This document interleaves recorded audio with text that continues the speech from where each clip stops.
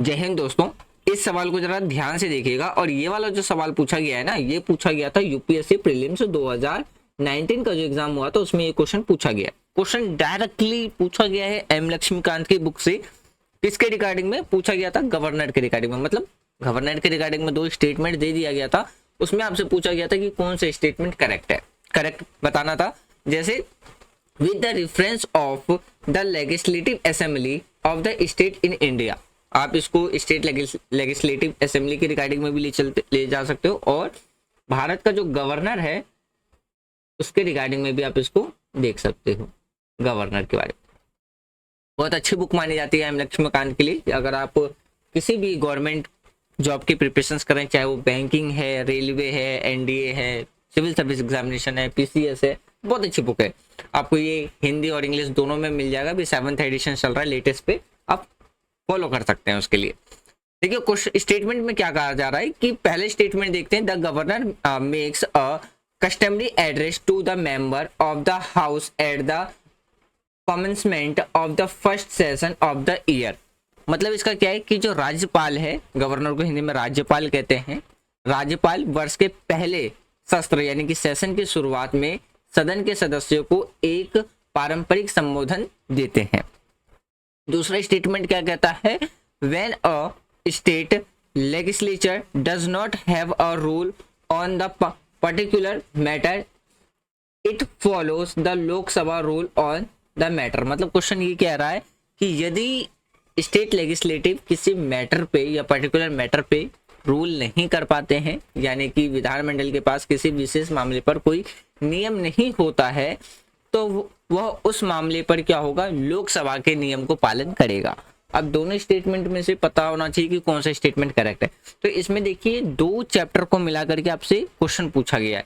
पहला जो क्वेश्चन निकल के आया है ये आ गया था गवर्नर के रिगार्डिंग में, कि आपको गवर्नर के बारे में पता होना चाहिए।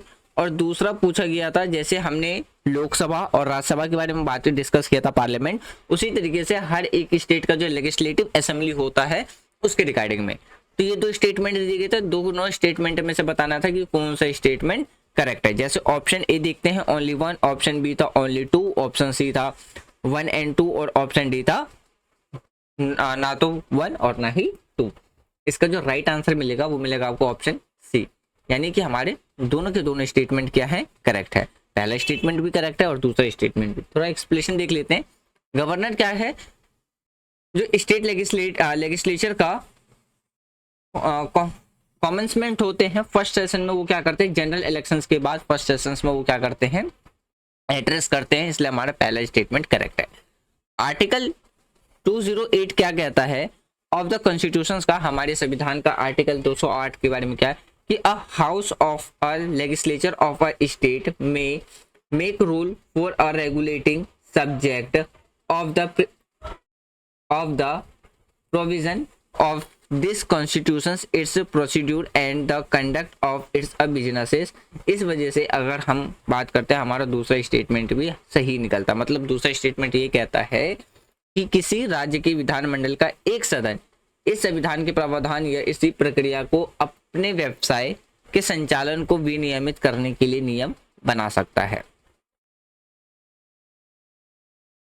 इस प्रकार संविधान में राज्य विधानमंडल के लिए हमेशा लोकसभा के नियम का पालन करना, प्रतिलिपि बनाना अनिवार्य नहीं है। तो दूसरा स्टेटमेंट हमारा क्या हो जाता है? गलत हो जाता है। सॉरी, यहाँ पे ना आपको ऑप्शन सी नहीं देखने को मिलेगा, यहाँ पे ऑप्शन आपको ए देखने को मिलेगा। वो थोड़ा सा मिस टाइपिंग हो गया था।